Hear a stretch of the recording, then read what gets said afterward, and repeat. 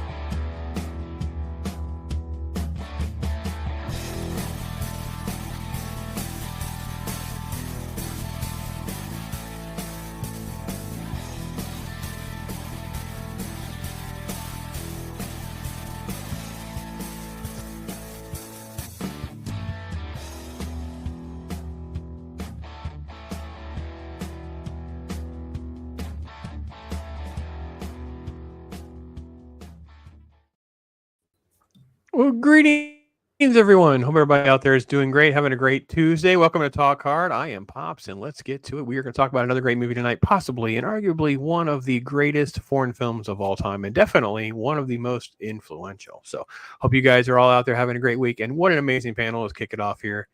SQUEEKA Mouse is in the house. How are you doing, lady? What's going on? Doing great. School started, been busy working, but I'm very excited to talk about this. This is my first Kurosawa film. I don't know of any others that I've seen that he did. And I didn't really realize it was in color too, so I watched the black and white one. So it's not now I have to color. go. Someone colorized the trailer, so I ripped that so it was something completely different and wouldn't be copyright struck. So again, one of the little tricks of the trade is find something that's already modified and go from there. And I got to be honest, if someone if the guy asked me to take it down or cut it out, I probably would. But reality was, it's segments of someone else's modified content, so that's why I chose that. So I don't believe it's professionally colorized. Clever. So. That is clever. I was like, because I wanted to compare, like there was one that was colorized. I was excited to compare how I felt with it in color versus black and white, because that always changes the feel of a movie. Indeed, it would. I don't know how I feel either. I don't know. I would love to.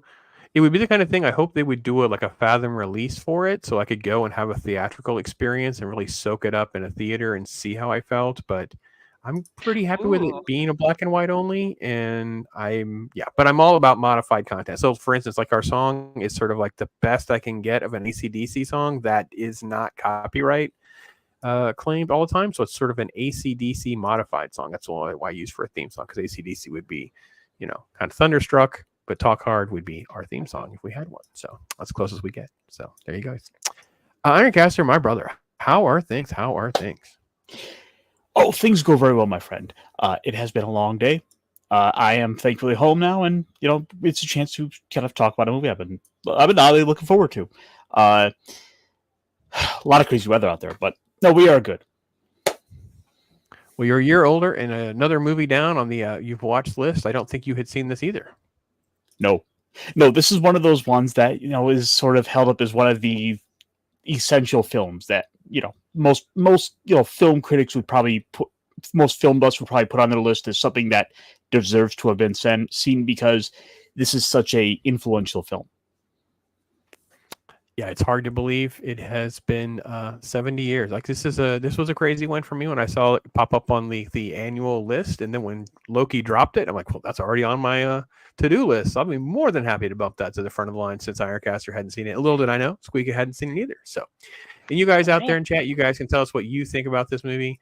We will definitely kind of get through a few of the highs and lows of this film. And can I ask a question before we get started, like about the movie? Of course. Okay. Mm-hmm, so, as someone who hasn't watched a lot of movies, I'm in the Ironcaster corner.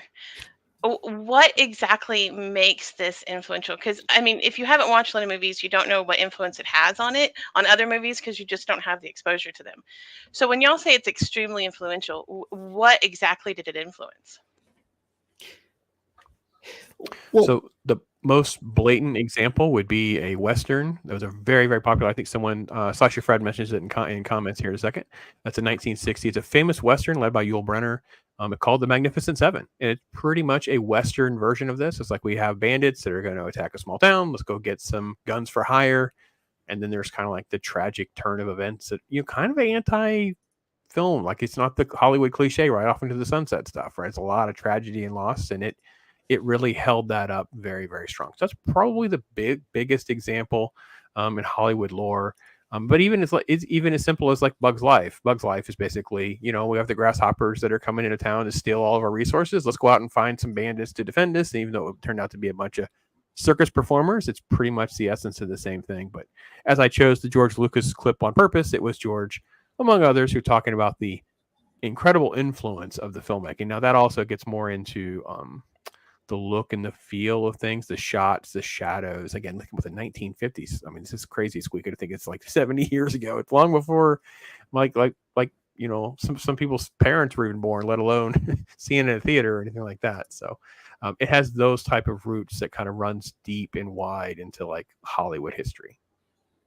Oh, well, thanks for that. I haven't seen The Magnificent Seven, nor have I seen A Bug's Life, so I didn't get those parallels. I'm sorry. All right, well, I'm sorry. Now I have to watch those. One that you would know. I wouldn't mind. No, it's okay. I get it now. I wouldn't mind throwing Magnificent Seven in our watch list at some point, because it's kind of one of those more action-driven Westerns. Like a lot of Westerns, especially the John Wayne ones, tend to be very tedious and very, it's showcasing John Wayne, right? It's all about John Wayne. Whereas something with Magnificent Seven, you have 2 or 3 big high-profile names, and obviously it's rooted in kind of adapting this story. So it's a little bit of a different flavor than some of the other Westerns. So yeah, anyway. Awesome. Well, thank you. Aaron, did you want anything else to that comment about kind of like how the influence is stretched across Hollywood? Yeah, so from a little bit of supplementary reading, I was looking into the film. This is kind of held up as something of a influential film for just the way action movies have been shot, down to just the choices in what they focus on. In some ways, a lot of that's kind of been unfortunately lost with time.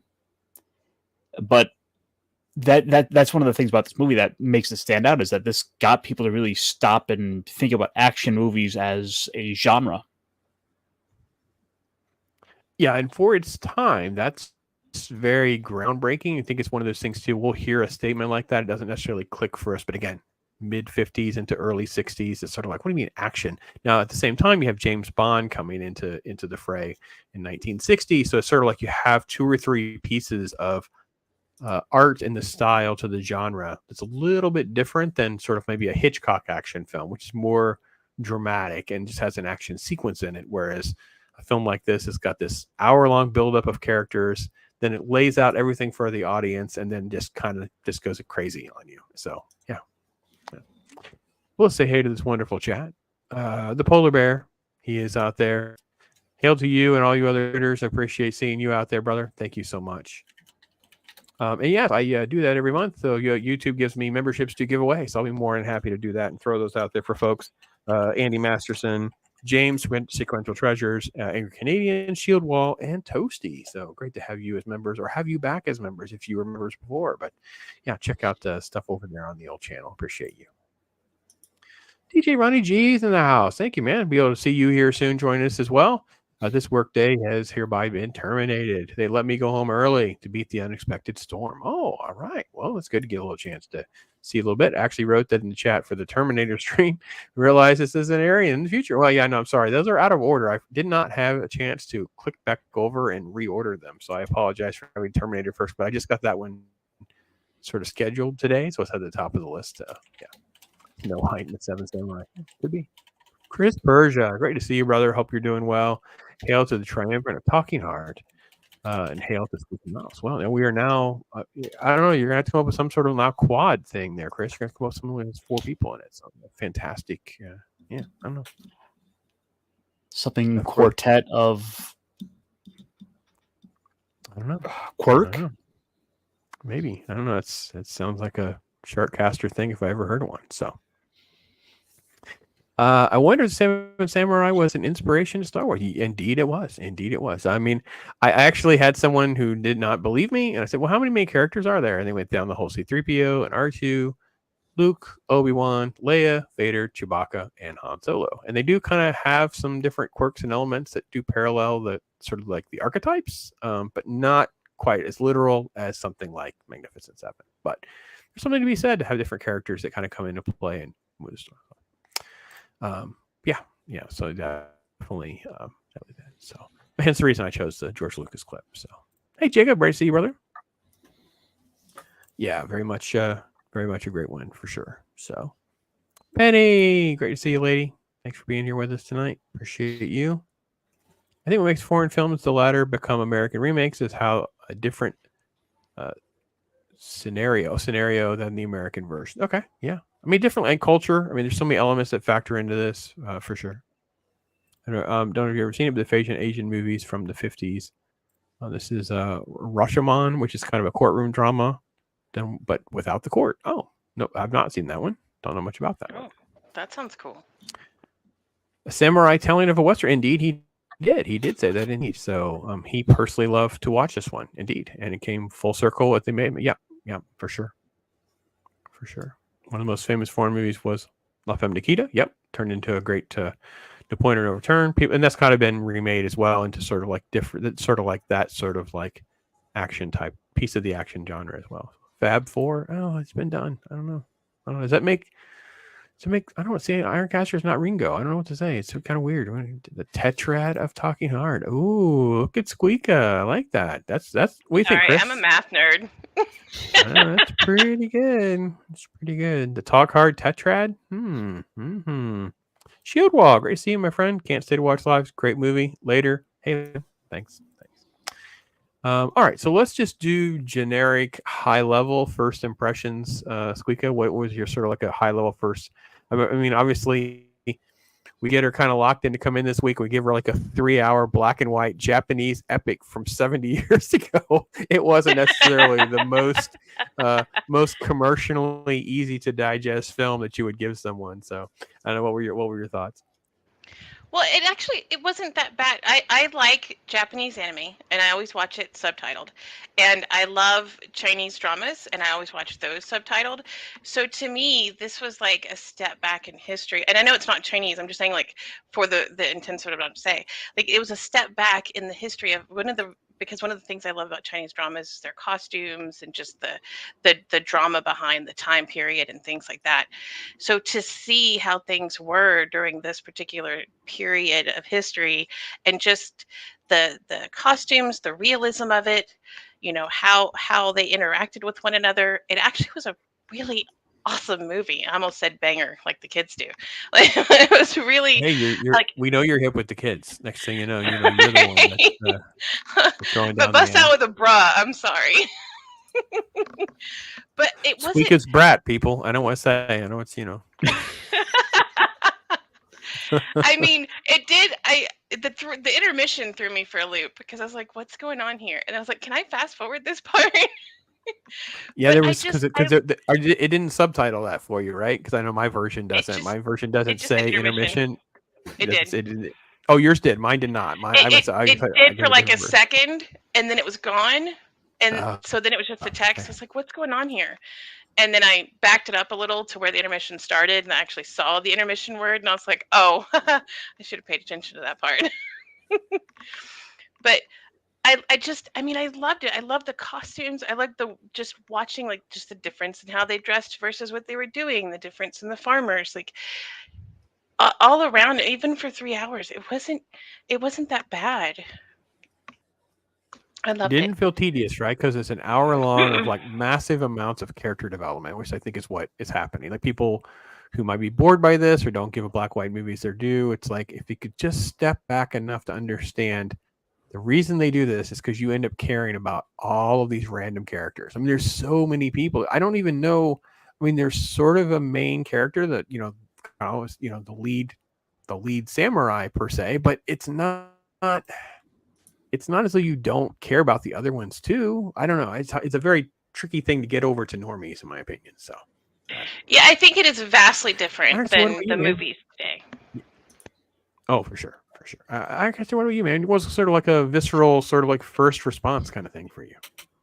So I've seen the thing is I have seen some various adaptations of things that are like direct inspirations from this, such as there is a series Samurai 7 that and a little on the nose there, but it's one of those stories that has in a way kind of transcended itself. I mean, as we've talked about, it's a film that we've seen adapted in multiple mediums across nations.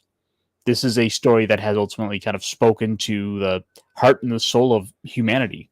You have villagers being picked on and harassed by bandits, by pirates. This is a story that's sort of old as time. The village is being raided, and there's just in a way it beckons back to so many very so familiar stories that have crossed, like I said, so many cultures that feels familiar, no matter where you come from, because you feel for the villagers who starve themselves to be able to afford these warriors who can come along and can save them.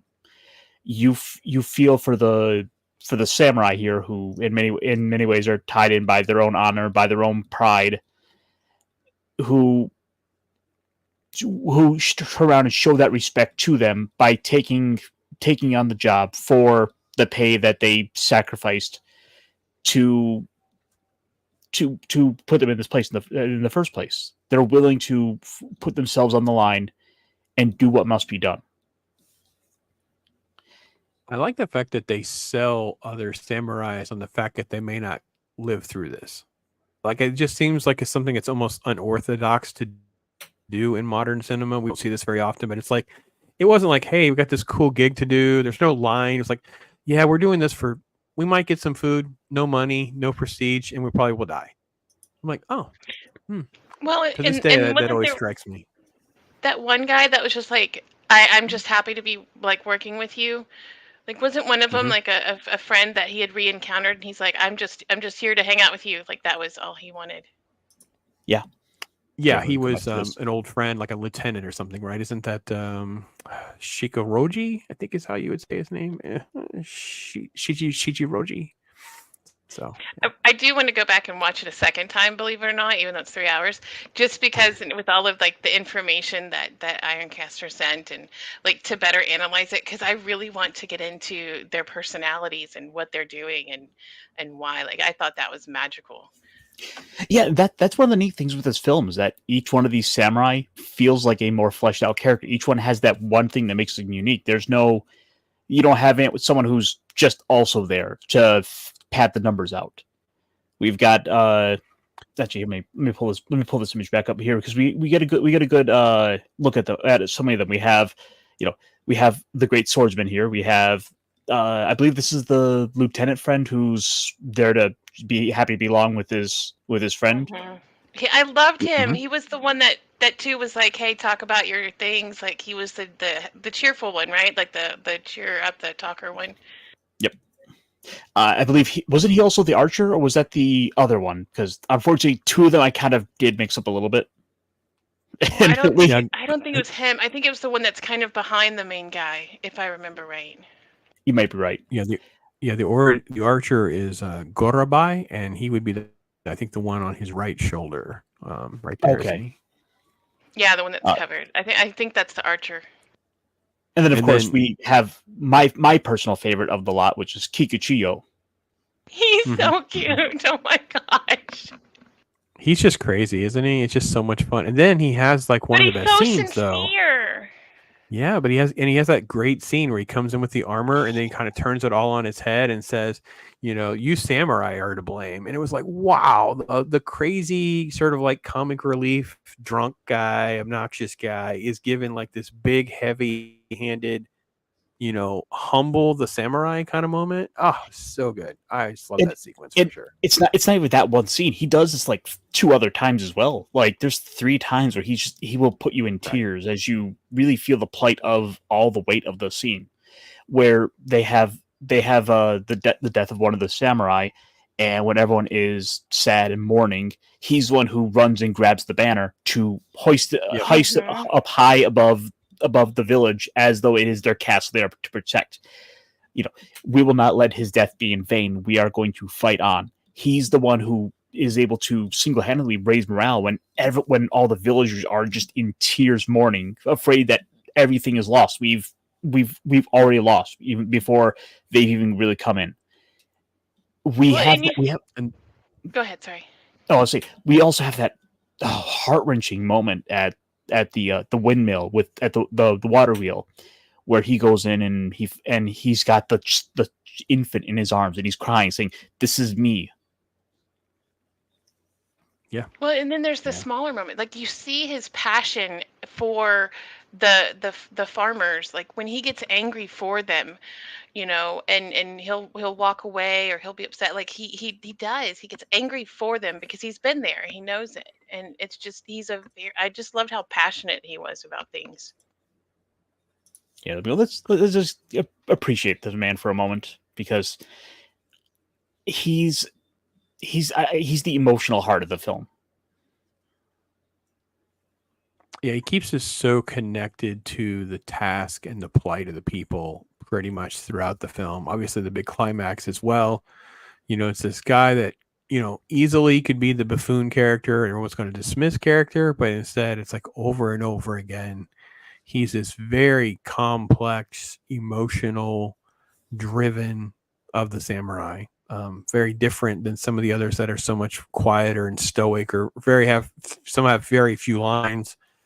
And it can get kind of confusing because they don't have a lot of lines. Like, wait, which one's the archer? Which one's, you know, you definitely can feel that way at times. So, but yeah, what a great character. What a great role. And then, oh man, this guy. Oh, I loved him too. All right, well, let's get back. Let me go over to chat real quick. Chris came back, SQUEEKA, and offered up the tetrarchy. Is that how I would say that? Tetrarchy? I feel like I'm missing a letter for some reason, but I guess that's just me. So, let's see. I don't know. I think whatever feels the best to you, Pups. All hail, Matt. Great to see you, brother. We'll have him in here soon too. Great to see you, brother. Thanks for being out. So, Mark, hey man, I am Ronan. Oh yeah, so good, so good. Mike, hey brother, great to see you, Ren. All right, man, awesome. Everyone's saying hello to everybody. So yeah, yeah. I mean, just I love the fact that when there's the real skilled samurai scene where they're just doing their one thing that is with the stick, and then of course the guy's like taunting him. No, we're going to use real metal. He's like, I'm just going to kill you if we do that. The fact of how they stand and face each other, and this guy is just. There's just such craft and art with everything that happens with these characters. I don't know.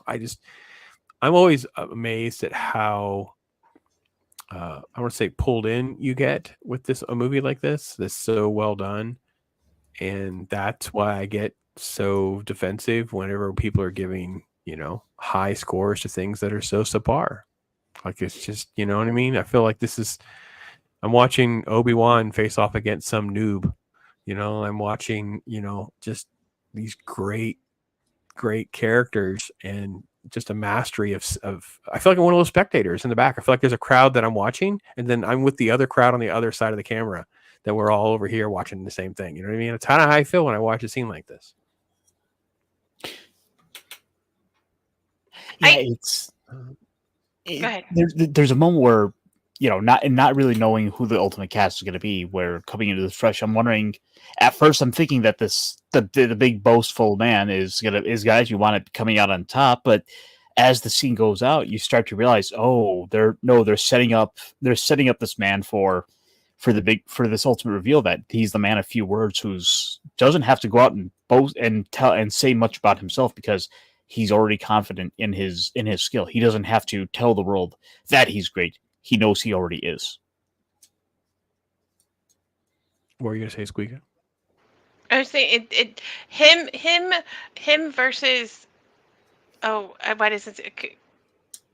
Kikuchio, like the vast oppositeness of their personalities, and how calm and cool and collected he is versus Kuki. It's like I love how they have such a wide spectrum of samurai. Like, I mean, I know that the guys in the middle, they have their own they're like, this one's a tactician, this one's and they're collected in their own rights because they're samurai. But just how calm this guy is versus Kuki, it's like I love that they showed a range of just the samurai personalities.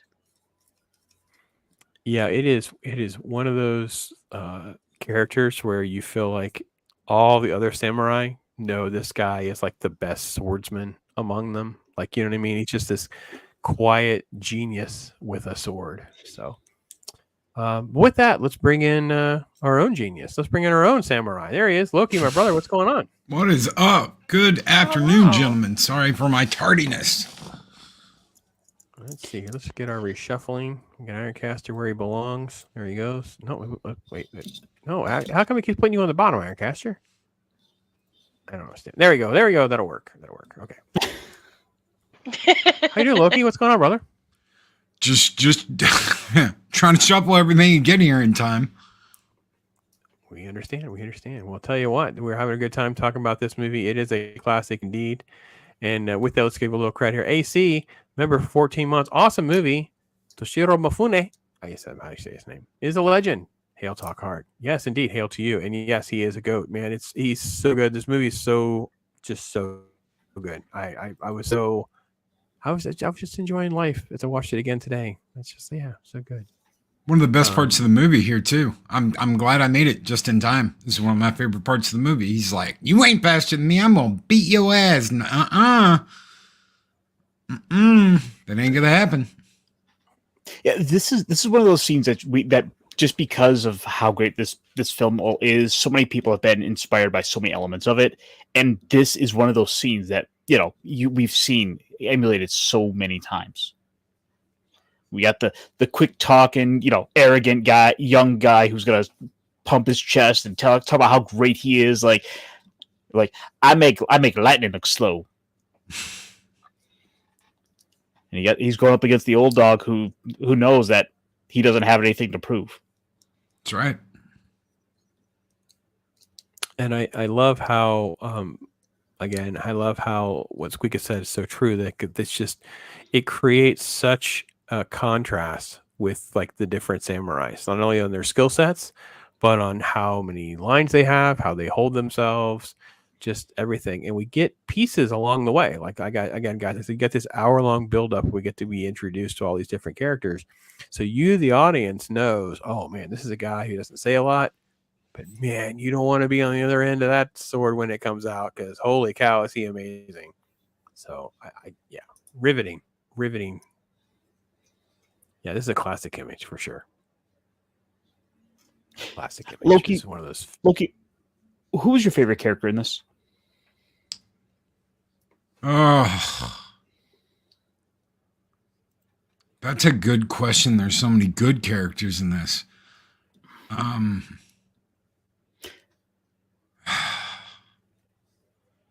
It has to be the first class swordsman. It has to be who we were just talking about. That's got to be my number one pick. He's quiet. He's deadly. Later in the movie, you're gonna see him absolutely go absolutely like Rambo.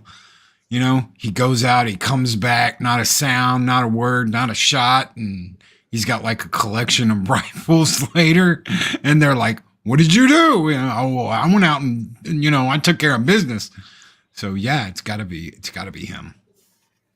But that's just by like that much. It's got to be just like that much because the group is so good. All of them are so good. Every single one of them are perfect at their job, at what they're doing. The acting, the storytelling, all of it is top notch. So Yeah, Norm Poyle's bringing up another episode or another sort of I don't know, inspiration, if you will, a Star Trek Enterprise episode where the Klingons fight as a crew in a colony. I believe that episode is called North Star or something like that, where they find the Wild West town that the aliens like picked up humans on Earth back during the Wild West and moved them as slave labor to this planet.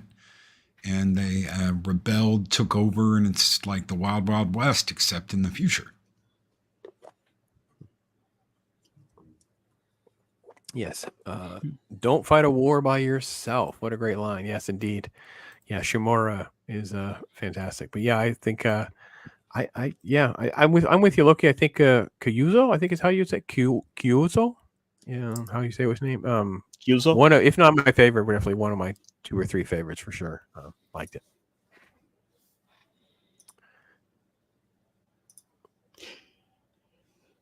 Go ahead, Ironcaster. Oh, just that was kind of a lot of elements to think about because there's a lot of great character moments in here, like we were talking about. We've got the slow build up, the assessment, trying to get samurai, trying to go them at the start of the movie, trying to go and collect the samurai, and then the old tactician who they eventually managed to convince to be the first. Who's willing to fight for nothing more than a day's meal. Hot meal to do the right thing. It's not just a hot meal, but to do the right thing to help, because they've almost got like that code, the knight's code, like a knight's code. So to help and defend people and save lives and die honorably, yeah. Which also had me thinking, though, throughout the movie, because you see the villagers' fear of what happens when these samurai come to town. You have all these husbands, these fathers that are afraid of what's going to happen when these young men, potentially, are far away from women, come around theirs. Like, they're going to come in, they're going to, defile our women. They're going to, sully our women to, and take advantage of their position of power within society. Well, it's not just that, but also they're not allowed to learn how to fight. They are not allowed to learn how to defend themselves. They are not allowed to have weapons. There's so many rules, class rules, that keep them where they are, to where you can never rise above that. You can never just go and do what you do. We see some of that later with one particular samurai, where we find out some things that these rules are not allowed to be broken. So in society, if your father was a farmer and his father was a farmer, you're a farmer. You don't get to learn how to defend yourself. You don't get to learn how to fight back. That is what these guys' job is, to do that for you, because they have a very strict class-led society that they are not allowed to break. It's a big no-no for them to break that. And that's why you get that some people are good samurai and some people are bad samurai, because you're born into that. And it was just like the royalty at the time and the emperors. You would have good emperors and bad emperors because you were born into these classes and you were born into these families. And sometimes you would have those parts of the family that they understood what it meant to take care of their town and their country and things like that, where they're like, this is, the people are what I'm about. And then you would get the emperors and the vassals and things where it's like, I'm just here for the riches, etc. And so that's why you see this weird dichotomy of the samurai too, is because of that born-in class system. Yep. And some of those samurai weren't born into that family. A lot of what they did was to keep houses from fighting against each other. they would ransom their sons off.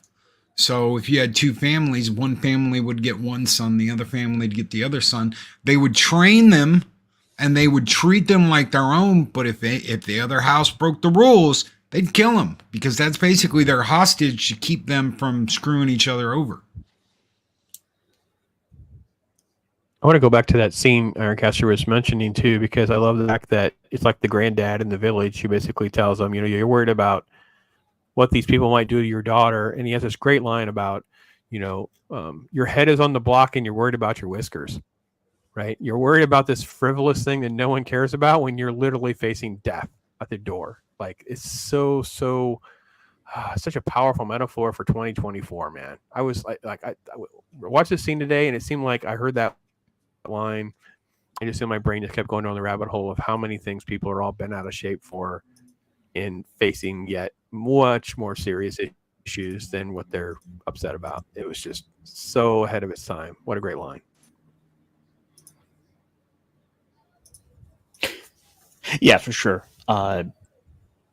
Each one of them fills such a key role in keeping you just engrossed into the film.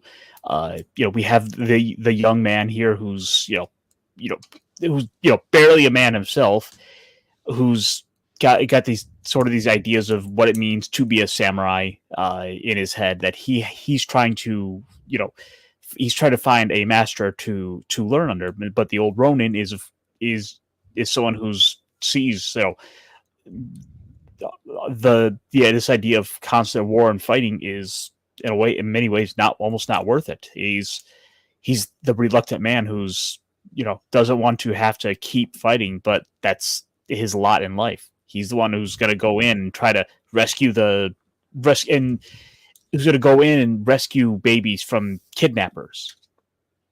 But he also serves a purpose as being the rookie. He gets to take the place of the viewer, and he looks on at some like the master swordsman or the archer, and like in dealing with the farmers and being the relay guy. He's kind of like our own little personal onlooker, and we feel the feelings he feels towards these people, and he gets to exhibit them for us. Like when he stares in awe at the master swordsman, or like questioning the tactician, or looking at things, like we get to learn with him, and it kind of gives you a sense of camaraderie with him, and like a place or at least for me, it gave me a place in the movie. Like I'm like, oh, I'm a rookie like this guy. I'm learning about these samurais. I'm learning how, like, what his master sees in them and why we're recruiting them and how to train the farmers and the villagers. Like it's to me, it was invited you more into the film to have him as a rookie. Well, and the thing is, it's not only through him they do that, because you get those scenes quite a few times where we are seeing things through one of these people's perspectives, to be the audience in many ways, to go into the scenes where Kikuchiyo is up in the trees as he's like trying to pull his Rambo stunt to try and go and track down and get one of the rifles himself. Where we have these moments like this. It's great. Sorry, I'm a little. Sometimes you run out of the verbs, the descriptors. I know that feeling. I was there with you. I'm like, all I could say was, "OMG, I love this movie." Yeah, I feel that. And they all become comrades. They don't know each other. None of them know each other really at the beginning of this movie, and throughout all of this, they become. It's almost like a band of brothers. They become a band of brothers that are fighting together, and they have purpose, and they have leadership, and they have warriors, and they have respect amongst one another. That's a huge thing. That's a big thing. These guys didn't know each other. These guys have never fought together before. To come together like that and to unify and to stand and fight, and absolutely amazing. We talk about like movies like 300, where you had 300 Spartans fighting together.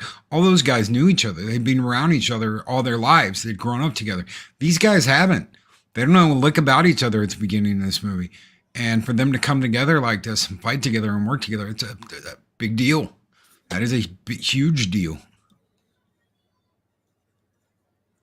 Before I get to hey Lady Miss, great to have you with us. Thanks for joining us. Thank you so much for being out there. I couldn't agree more, Loki. I think that Kurosawa Kurosawa does so well is he takes us on that same journey too. We don't know these people. We don't understand the dynamics enough. We're told samurai is someone we should respect. And then along the way, we learn so much about each of them during that first hour or so, and what their dynamic, what their contribution will be, what they've sacrificed to do this, what their commitment is. Like you said, Squeak, one's just a former friend and lieutenant. One of them has nowhere else to go. One just does it for dignity's sake. It's like, it's the right thing to do. I'm in. You know what I mean? So it's just, I love the purposes and all that. And then, of course, like you said, we get this crazy sub story arc with the drunk, obnoxious guy who ends up with all this great emotional sacrifice and connection to the farmers and the plight of the culture. And it's just, there's so many layers upon layers that he stacks and groups together in with really essentially just an action drama is really just magnificent.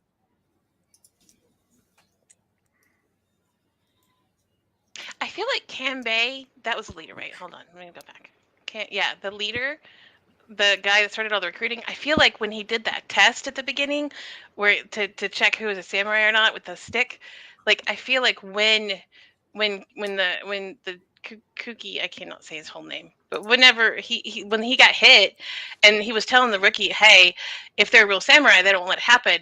And then Kuki got hit, and then the eye contact they made, oh, that was intense.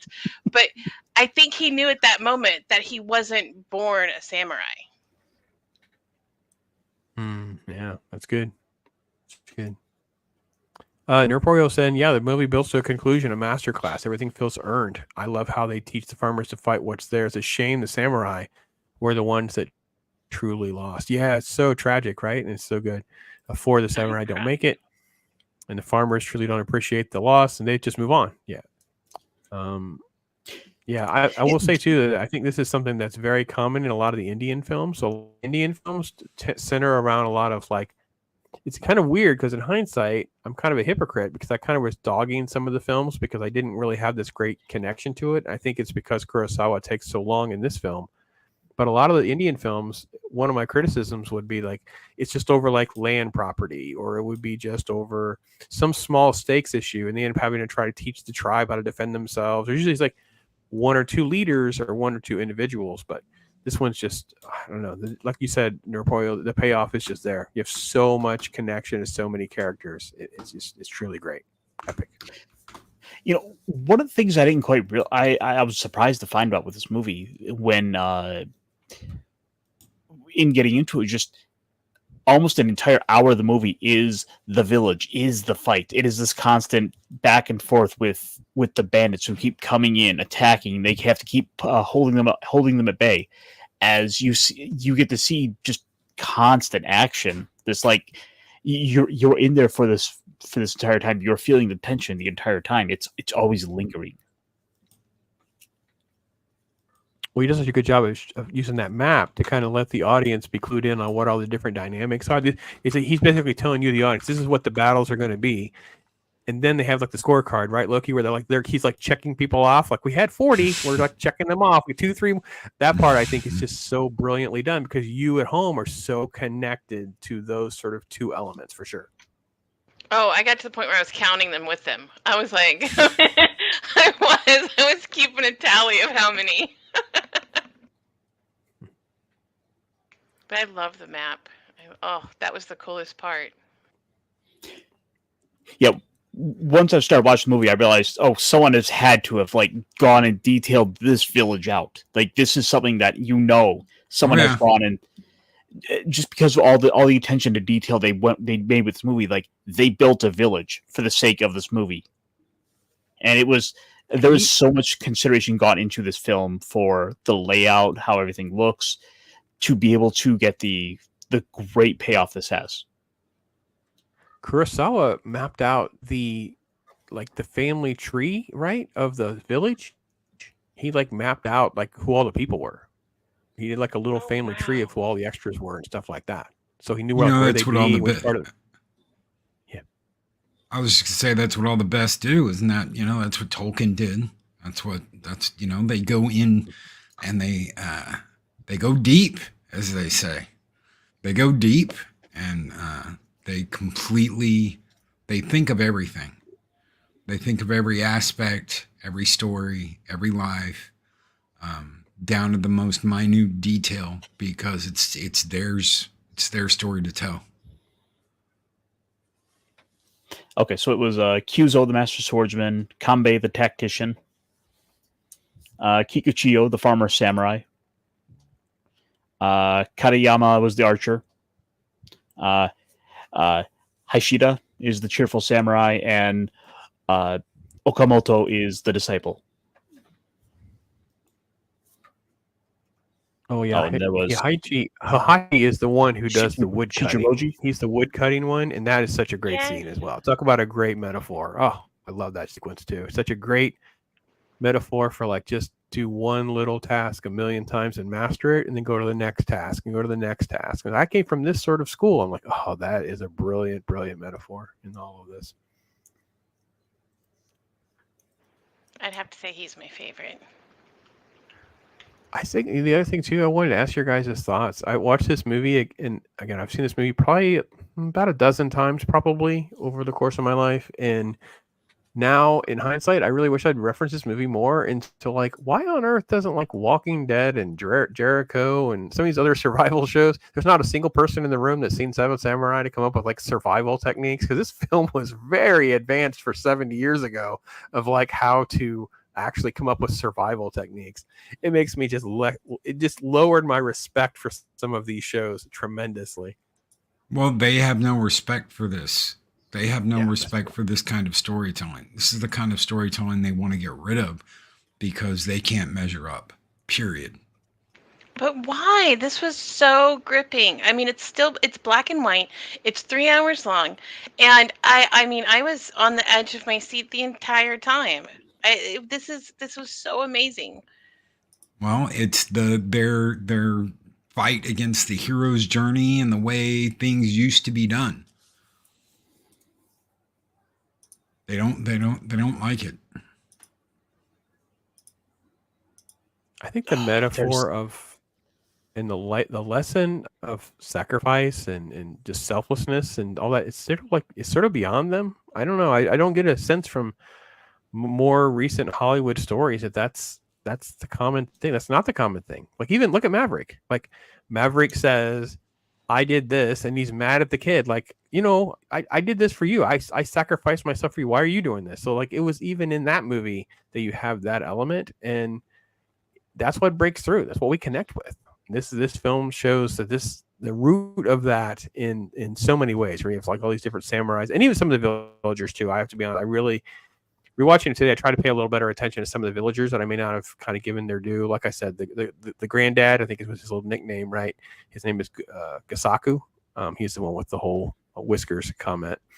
Monzo, the farmer who disguises the daughter to be a boy, like basically tries to pull a Mulan, a different kind of like pull a Mulan tactic to not, and then behaves like a crazy person at the end, and it creates a tragic ending at the end of the movie for the samurai who thinks he can still have love. And I'm like, oh, no, that's not how it works out, buddy. So good stuff. Well, and it's not afraid to show not just the sacrifice, but the failings of them. Like, when it just gets too overwhelming and they do buckle, like the old man wanting to stay there and then the family going after him, and they all die except for the kid. And, and some of the villagers, like, they come back, but like the fight over the 3 outlying houses, and like, just it's not afraid to show that part that we're all human and we all break down, even in the face of like all of these other people fighting, or the sacrifice, or the samurai being here. They still had their moments. That's so true. Hey, Zach, great to see you, buddy. Yeah, I think that it just divorces itself from things that don't matter. This film is just layers and layers of important things to characters. Like, I love the fact that the young kid's like, yeah, man, and he's like just in love. He's not trying to just get laid. Like, that was the legacy of the samurais coming into the village, right? They're gonna just, rape and pillage the women. No, they're not. That was not the mandate. The mandate was, no, we're not going to behave that way. And you had the leader, Shimada, basically say that. And then the kid's like, no, I really like this girl. And it still doesn't work out, which is great. Fantastic storytelling. Well, they're supposed to be terrified of the samurai. That was one of the things that the shogunate did. Then was, we want you to be afraid of the samurai, because they knew if the people rose up, enough people decided to band together, that they could easily overthrow the shogunate, they could overthrow the empire, and they can just take control. So you make the people afraid. You make the people deathly afraid of the people that are supposed to be protecting each province. And the way you do that is you make them absolutely terrified of the samurai, because there aren't enough samurai to go around, and they only teach a select few. That whole thing with the farmer samurai, he would be killed. It's a death sentence. It would have been a death sentence. They allowed it because they needed him, and he had proven himself to be courageous, and he had proven himself to be a brother. But if the shogunate was like, nope, kill him, they'd have to do that, or they'd die themselves. Yeah, Well, wasn't very there true. that one Very scene where she was like, she tried to get him to take advantage of her? She was like, "Aren't you supposed to be a samurai? Like, why aren't you acting like a samurai?" When he did nothing. Yep. So it's kind of like, if they're not Yeah, because supposed she to do basically it, just but lays they do. there expecting Yeah. him. Yeah, because she lays back like, okay, go ahead and go for it. And you're like, what? You know what? And then he's like, that's not what he was into it for. And it's like, then obviously later in the movie, they clearly have. And you're like, oh, it's still not going to turn out in a positive way. Great.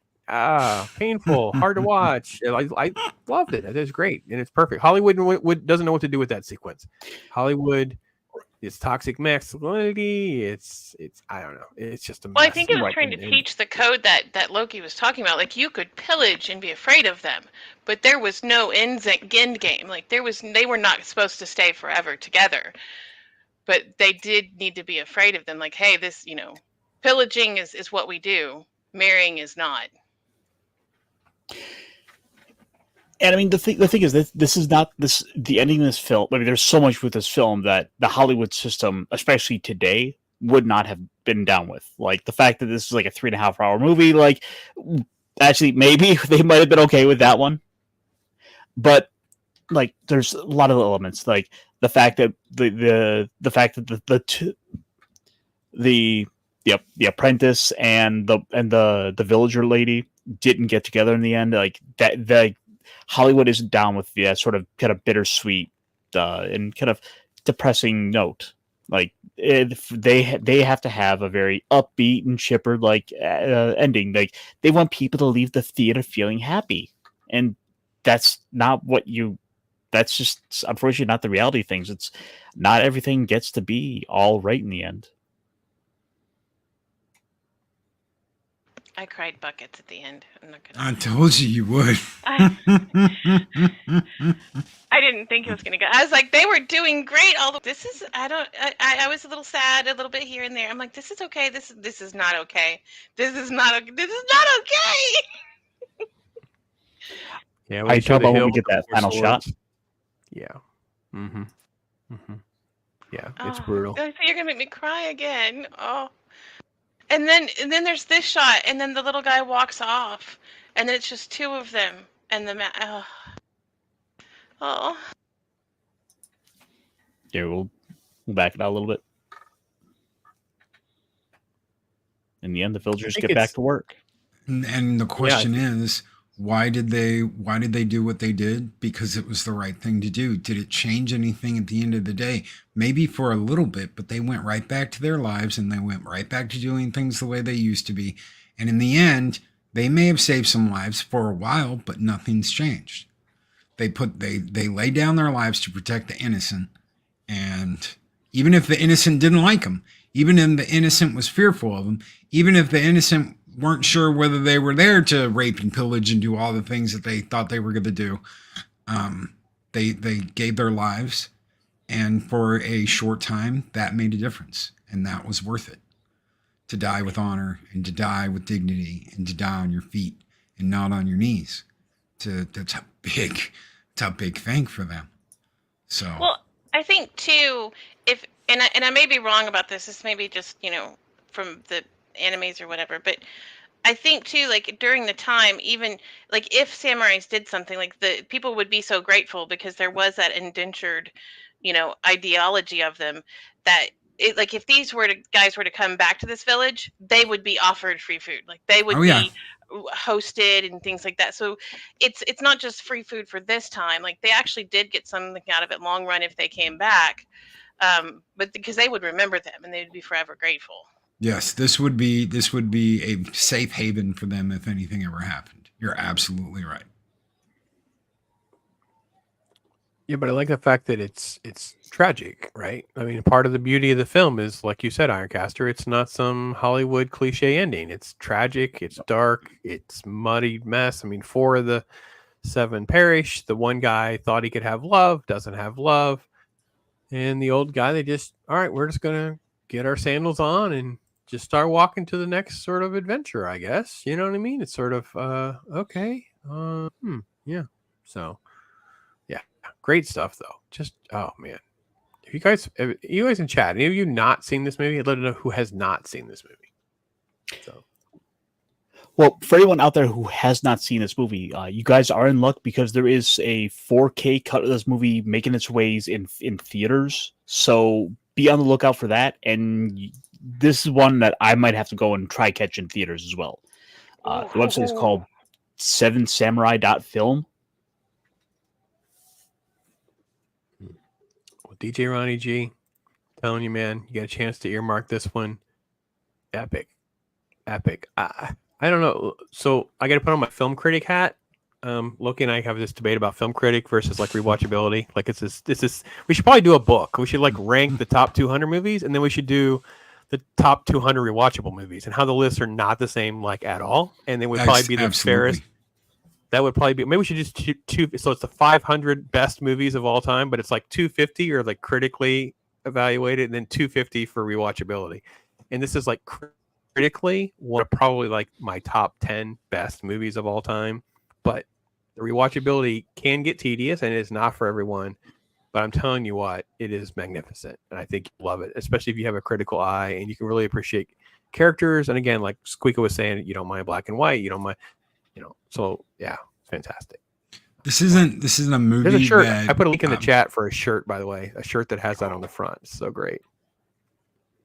So good news, Loki. There is a screening opening up near you. Well, at Dallas, Texas. Oh wait, that's July 26th. Never mind. It's Dallas. Yeah, I'm not in Dallas, unfortunately.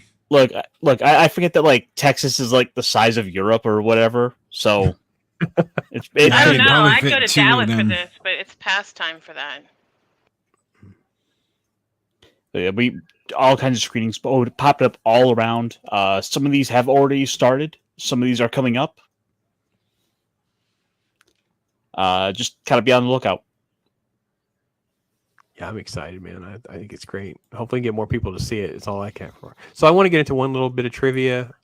This is just one of the most beautiful things that I have. This is right on IMDb. So it's not like it's, a hidden trivia that pops dug up. I just earmarked this one. And it's, quote, shortly before the battle sequence began, heavy snowfall fell, which meant they had to pour water on the set to melt the snow. The script was to shoot the sequence in a dramatic downpour. The cast are working in deep, thick mud. Because of the cold winter, the mud would freeze. So they got, they're freezing. They're also wearing sandals. And Kurosawa himself, who stood in the mud with his actors, apparently grew so cold, he started losing his toenails. Oh. Dude. Holy cow. Well, by the way, we'll pull one more screen cap up here. Not only were they out in the cold, but like you look at the clothing, it's like it's not very well insulated. Like, why are we changing this? Go back. There we go. Like, yeah, like they're out there and they're basically their bare butts. In a loincloth. Yeah, there you go. They Stop. were loincloths. Yeah. I think, did I read somewhere that he went over budget on this movie too? Oh yeah. Oh, yeah. Like from what I read, like 4 times over budget because again, Akira Kurosawa insisted on having it an actual village. They stopped the production twice, he said. He basically just went fishing kind of thing. Like he just like took the day off. Figured, I got so much money in it now, they won't stop it now. They're too far in. And he was right. So the rest is history.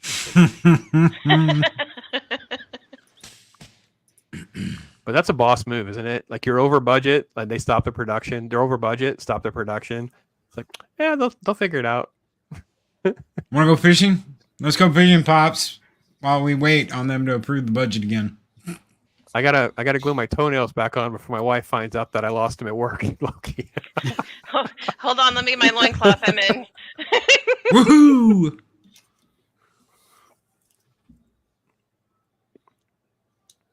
Thanks, Zach. I miss going fishing, actually. I kind of miss it. Oh yeah. It's been a minute.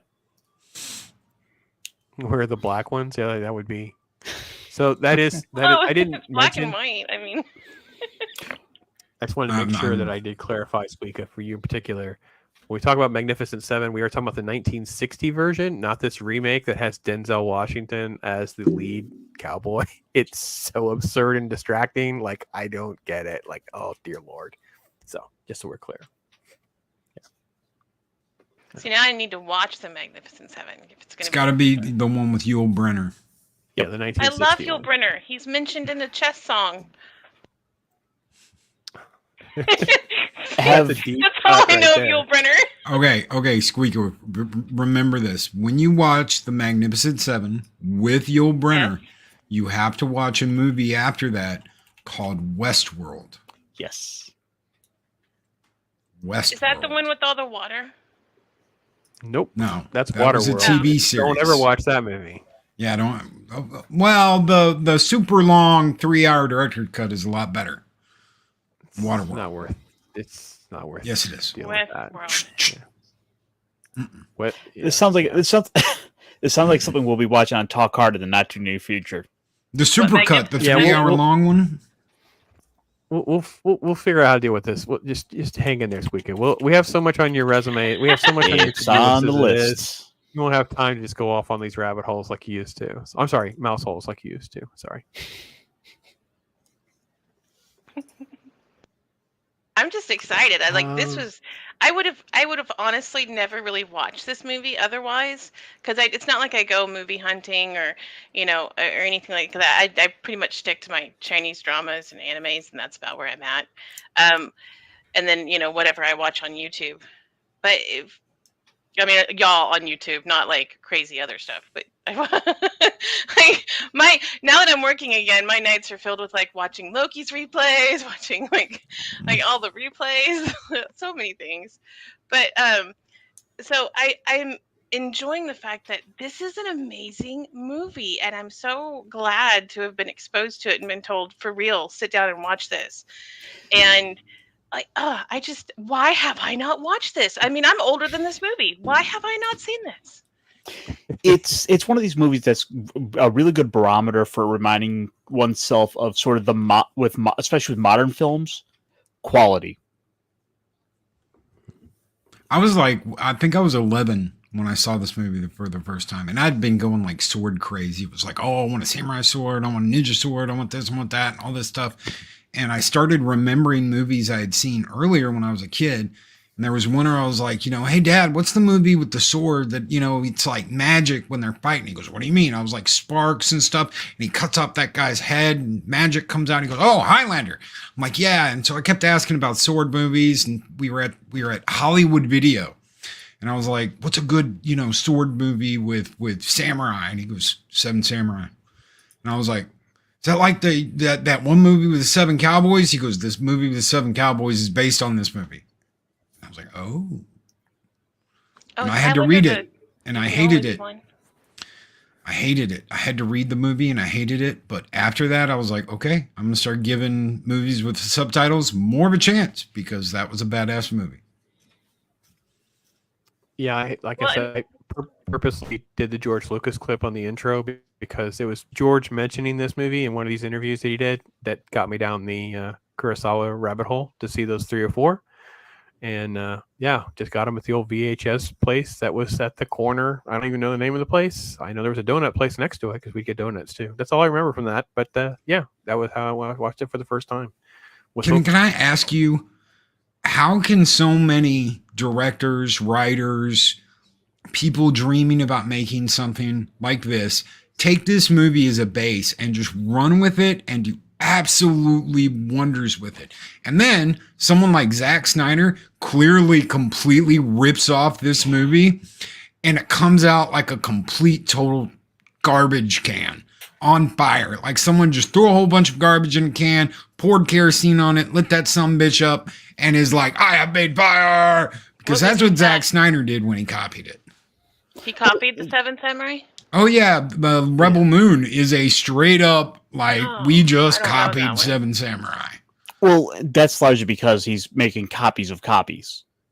It's lost a lot of the effect, a lot of the quality, a lot of the deeper meaning that was in some of those original copies. And now we're starting to see a lot of the deformities really showing up. The carbon's just completely taken over the paper now. Yeah. I feel like there's a lot missing too in the cinematography of it, like just the shading and the colors and the lights and the grittiness of it. There's too much clean movie and CGI. It's like everybody's beautiful, and I love the older movies for how dirty people are. Like, show me that they're working hard and sweating. I hope that doesn't sound really weird, but you know what I mean. Like, I feel like that shows you their character in a lot of ways. See, this is why I chose to be in film grain. Yeah, you do look I good. chose the samurai. See, I'm on this. I'm ready.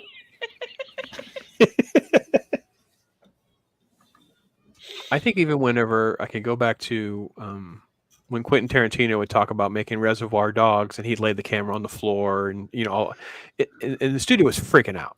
And I'm thinking to myself, this is how dumb studios are, though. They don't know. So the CGI now, the Zack Snyder now, that's the norm. And no one in the room is telling Zack Snyder, hey, listen, can we focus on the character and the story and not the fight scene?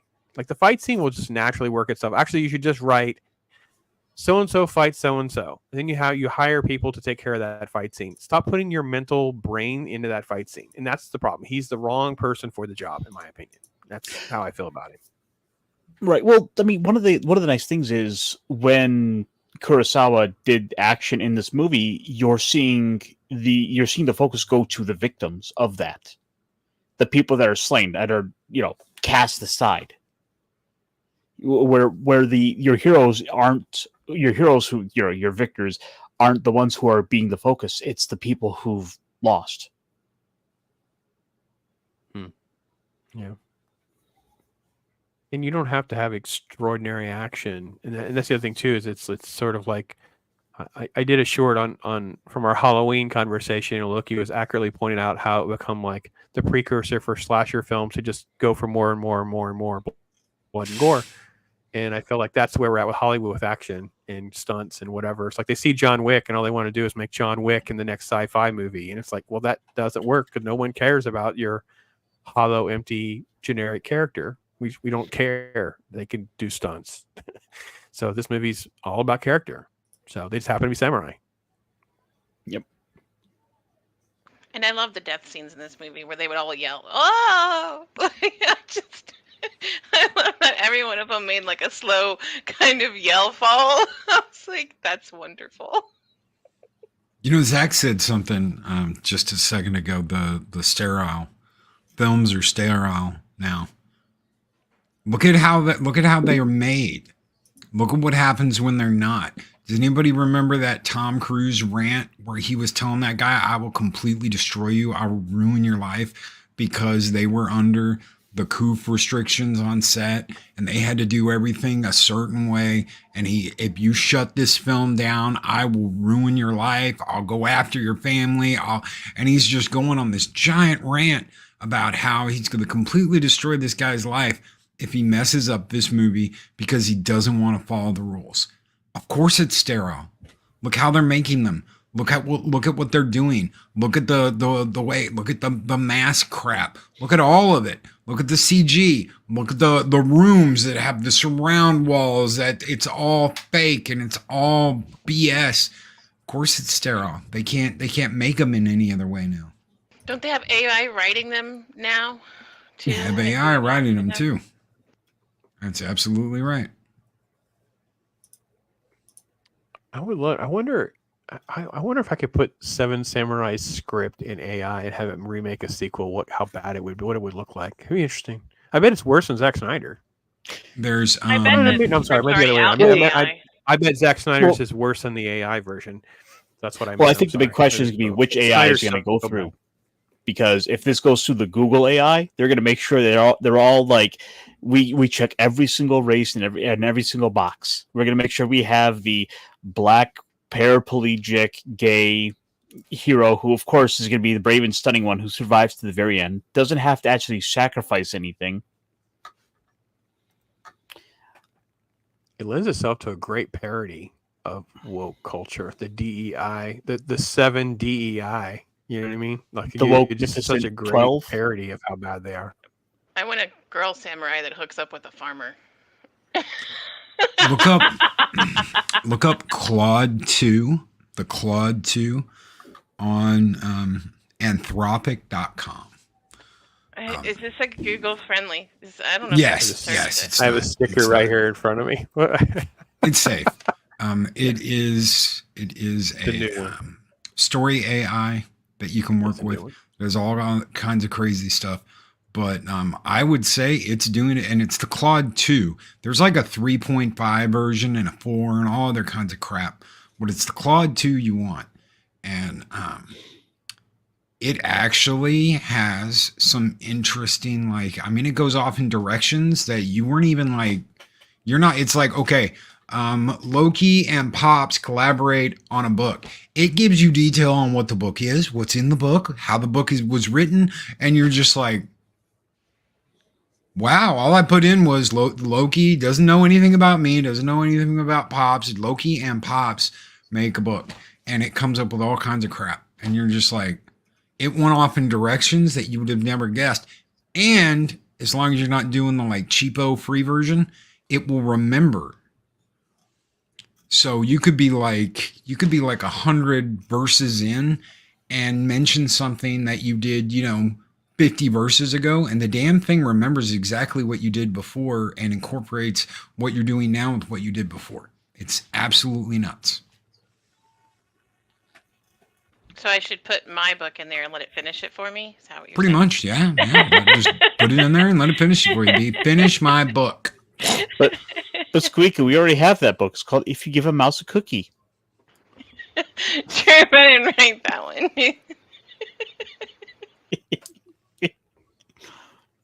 You're going to have to separate these two now. No, I'm not doing that. It's kind of fun to No, watch. we're the in show. the no movie corner together. That's what our problem is. Oh, just you wait until we start pulling out the nonsense movies again, like Robo Geisha. I want to see that so bad.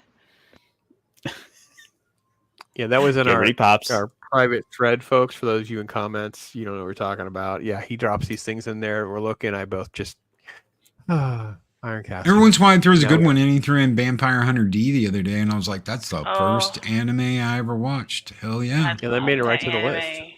Mm-hmm. That Ninja Scroll. And Wicked City, too. Wicked City is... Wicked City is hot. Damn hot.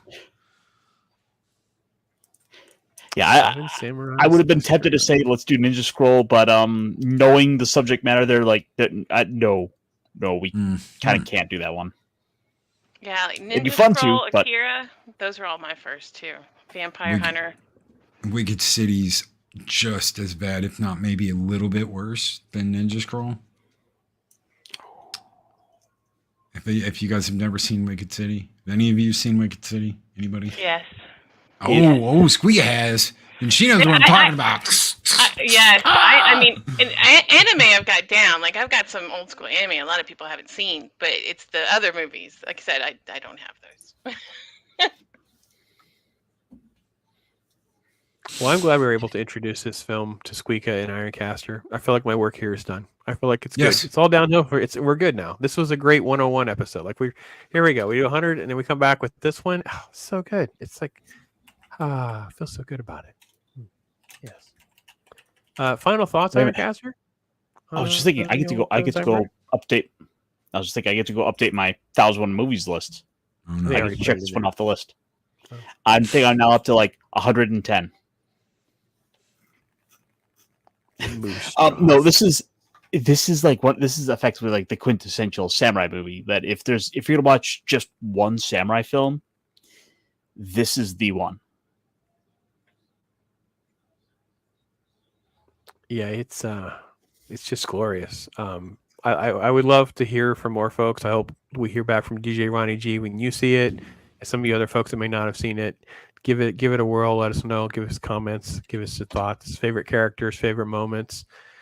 This one has a lot of those. It's just so rich. And again, the cinematography is just next level. But again, I think it's what SQUEEKA we were talking about when we were talking about filming on location and filming with real stuff and having the different, texture and different clothes and all the things that we were complaining about with a lot of modern film. This is why this film is just as timeless now as it was when it was first made. It's just beautiful. So, what about you, SQUEEKA? I mean, you've gone on and on about it a little bit. I was still waiting to hear Loki's input. One of the best movies of all time, an iconic movies that other movies are made out of. This is like the OG. You know what? This movie's so good. We're gonna make another movie about it. Then we're gonna make another movie about it. Then we're gonna pick it out as the basis for these other movies because this other movie started it all. So the guys going to film school in the 70s were looking at it and going, wow, this is so good, we've got to make something like it. And then the guys in the 80s were looking at the guys in the 70s going, wow, they made this movie because of this movie, we've got to make movies like this. And the guys in the 90s were looking at the guys in the 80s, looking at the guys in the 70s going, wow, we got to make movies like these guys because these guys watched this movie first. So when they're all going to film school and they go, this is what started it all, and they put the tape in, they're immediately like, this is gold. It's solid gold. Why wouldn't I want to make a movie like this? Just don't copy after a copy after a copy after a copy like Steiner did. So yeah, it's like one of the most iconic movies of all time. I'm glad I was like, we gotta watch Seven Samurai. Yeah. I'm so glad you warned me that I was gonna cry. I appreciate the heads up. I really do. Because I already cried at it, but like not having the heads up, I was ready for it in a little ways, but not as much as I thought I was. But I appreciate that heads up. I really do. Well, next week is Stargate. I don't think you're going to cry during Stargate. You've seen the Stargate movie already, right? I'm such a softie. I'm sorry. No, I have not seen Stargate. I have not. I'm glad you do the music because that's actually my first response. Because I've watched Stargate a million times, I have a copy, and then when the music played, I started watching it again last night, and it was like the score doesn't get credit, man. No one ever mentions how that score is like an earworm, man. Holy cow! I've had that score in my head all day today. I'm like, this score does not get credit. Wow, that's crazy. So. That's good. I need something to replace Epic the musical right now. So that's fine. I could handle a new score. So I saw Crow like 15 times in the theaters during the first run. I think 17 if you count how many times I've seen after that. Stargate's the only movie that comes close to that. I think we saw it like 5 or 6 times in the theater. Me and my dad, we just kept going back that summer. Because we were traveling around. My mom had her own business and we were following her around, and it was like everywhere we went, he was like, want to go to the movies? Yeah, let's go to the movies. What do they got? Stargate. Let's go see Stargate. So we saw Stargate over and over and over again. And then Showtime did the series and we got nudity. And that only happened once. That was it. They act like it didn't, but it did. We got a better Daniel Jackson there. Michael Shanks is arguably the better Daniel Jackson, yes. But it's something he was copying. God, what's his name? I know his name because he's in Sex Lies and Videotapes. God help me. He was copying him, the original Daniel Jackson, for like the first 2 seasons. He was doing just a straight up copy of the original actor. James Spader. David Spader. No, yes, James, Spader. James Spader. James Spader. So he was doing a James Spader impression for the first 2 years, but then kind of settled into his own thing and started doing his own thing and became more of him. To the point where when you see them in like SGU for the first time, when you see him and O'Neill together, you're like, oh my God, they're back together again. And he's like, he didn't say he was going to go and do that, did he, Daniel? And Daniel's like, And you're like, yes, for 1 whole minute in this entire show, I am happy because I get to see Daniel and O'Neill again. Indeed. So, Squeeka, we're just I going to don't watch know. the movie. For all that, just so you know, we're Oh. only watching the movie. Just so you know, none of that was relevant to us. We're only going to watch the movie. So, Okay. Well, maybe I'll get to the rest of that sometime in my future. yeah, I we'll mean, see. I could, I don't know. Maybe not. Lester, But I love this one. This is my new second favorite movie. It's up there. I am definitely going to watch this again. And like Loki said, with the subtitles, it was hard to read and kind of pay attention. But now that I have the gist of the movie, I really want to go back and watch it and like really you're get going to love into it so much more now because you're going to understand so much more about who all the characters are, and you'll see the setup better and play. Yeah, the payoff, the setups and payoffs will be there for you. And Lester, first off, great to see you, brother. Hopefully you're doing well, my friend. Yeah, I've been meaning to watch this. Yeah, this is a million times better than Blind Swordsman. No offense to Blind Swordsman, it's a fine movie, but Seventh Samurai is the GOAT. I'm sorry, it just is. Yojimbo too. If you've never seen Yojimbo's solid. Yojimbo, Yeah. Yojimbo is solid. Yeah, Hidden Kingdom. Ooh, It's got I've a little heard quartet of of that, four- but I four haven't movies, watched it. Yeah. Am I going to cry for that one too? DJ Ronnie G put our little code in here for you, Loki. You didn't respond to it. I didn't know if you kind of got his. Do you little- get this reference, Loki? Is that legs being spread? It looks like two drinks on a hat. Yeah. See, I thought it was the pyramid. I thought the pyramid, yeah, with the sun and the two little guys. And Yeah, it also kind of looks like the little Taco Spoilers! Tuesday reference. So I was a little concerned that's what he was going for. That's why I didn't say a word. But we'll keep moving. We'll just keep I moving. thought that was like, Yeah, I'm with Pat. I'm with Loki on that too. There's zero chance I'm going to watch this abomination coming. I'm done. It'll hit the pirate site at some point. Sorry, guys. I'm not even watching it. Then I won't watch it. I won't review it. I will, It's so I not can worth just hate watching. it. I can just The original creators said it's absolute trash. Do not go see it. So guess what? I'm not going to go see it, and I'm not going to watch it. I will not even for free. So I saw The Crow for the first time last fall, and it was amazing. I Oh am my the way goodness. to go. I am the way of the future. Okay, so it's a great question. Is Richard D. Anderson more known for MacGyver or SG-1? It is a question, in my opinion. MacGyver's in Stargate? Not the Yeah, movie. It's Kurt Russell. The TV show. Kurt Russell? I love him more. So Kurt Russell's in the movie, and then Richard Dean Anderson plays him in the television series. You know, it's funny. I remember there was a bit in an episode of The Simpsons where Patty and Selma kidnap Dean Anderson, because they're big fans of MacGyver, and he's like at a Stargate convention at the time. Yep. Yeah, so I think this Lester comes down to, and the guys will correct me, if you're a sci-fi fan or not. So like if you were to ask my wife or most normies, it's going to be MacGyver. Sci-fi people who know SG-1 is going to be Stargate. However, I would have to ask. I wonder if there's got to be a quote. So we'll have to find an interview and see if he's ever answered that question. What he's answered more, because sometimes we're surprised. You'll find that people are asked more about certain things. Like Brad Pitt talked about the True Romance stuff for a long time before that finally got drowned out by other stuff he'd done. So sometimes you don't know. You're a little shocked. So yeah, cool, good question. They rolled with the Richard Dean Anderson thing and the Michael Shanks thing. They rolled with the whole Daniel wants to do the right thing, where Jack's like on the more realistic side, like, Daniel, if we let them do this, they will kill us, so much that 20 years later, when they've got guest spots on, the spinoff show, they're still doing that, and it still makes you smile, and it still makes you laugh, and it still works because of how good Richard Dean Anderson and Michael Shanks work together. Because of how good they work together, and because of how it's like, hello, Jack, it's me. That it's some of the best TV you'll ever watch.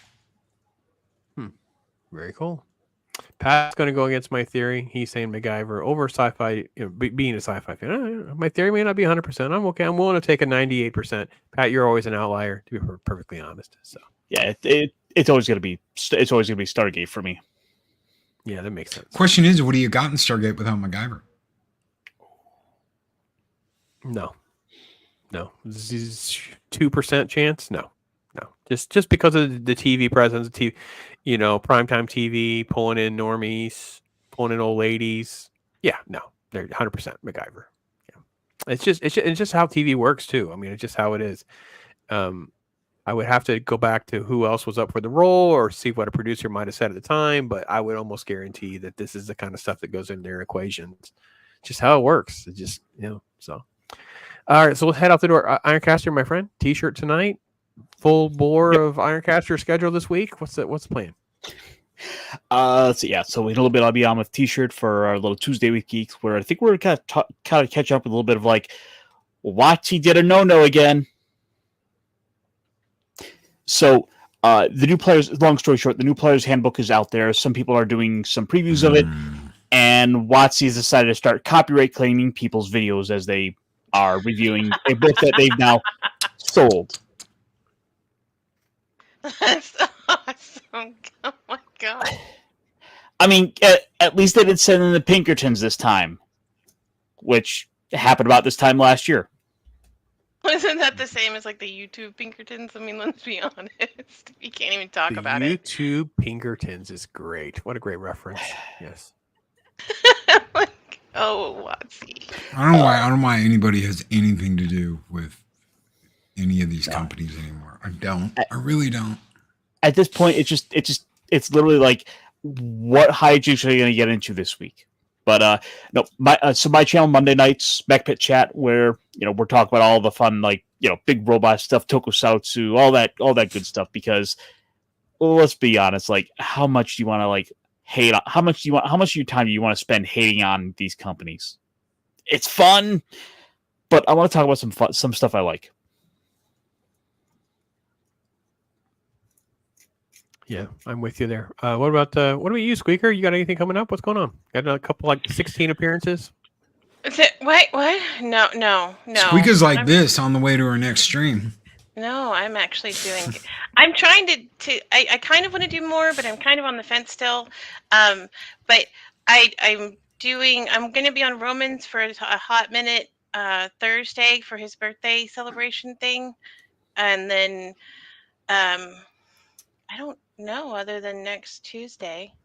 That's kind of all I know. I'm going out of town this weekend, so I can't hijack and jump into Loki's without telling him. But other than that, it'll happen someday. I'm never going to say it. I'm just going to be like, surprise. Surprise, I'm here. motherfucker! Oh, It's I'm sorry. Friday. I'm sorry, Pops. Everybody gets one. Oh. Wow. Reset the clock. He's been so good for so long. Ironcaster burst long before Loki You're did, welcome, just so you guys Loki. know. Those of you keeping score, Ironcaster popped last time. It's been a long time for Loki to lose It it. has. Usually I'm pretty good at watching my mouth. Squeaky gets me in trouble everywhere I go. What? Not me.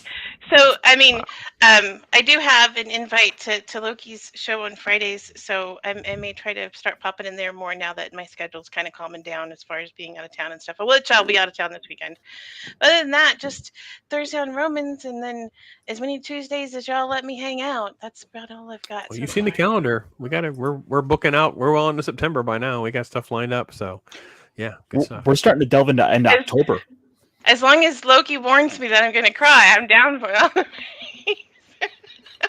I need to know these things. I will do my best to warn you. Oh, lovely Sherry. Great to see you, lady. Throwing out some squeaky love. Sherry. See, it's great. It's great. Yep. Zero. Reset the profanity clock. I know. Yeah, we're back to 0 days. Yeah. Well, we have YouTube talk tomorrow, Loki. Anything you could tease? Nothing. All right, sounds good. Yeah. I have once again, I have absolutely no idea what I'm going to do. It'll probably be later tonight before I'm like, you know what? I think this is what I'm going to talk about tomorrow morning.